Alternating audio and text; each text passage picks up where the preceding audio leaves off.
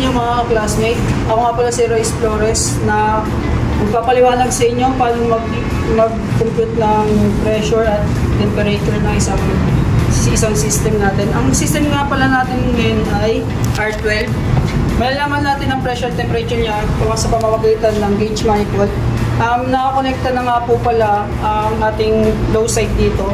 Para po ma-discharge po muna, may laman nga po pala yung hose natin. Para po matanggal po muna, is off lang po muna natin to.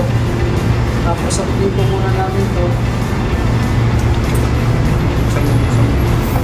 Tapos discharge lang po natin.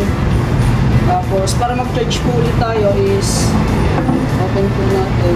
Then po makikita natin nag-load na po yung pressure natin pati temperature. Ang temperature po natin is makikita po natin dito sa PSI po ay nasa 50 po siya. Tapos ang temperature naman po is nandito sa R12 po. Ang makikita po natin is mga nasa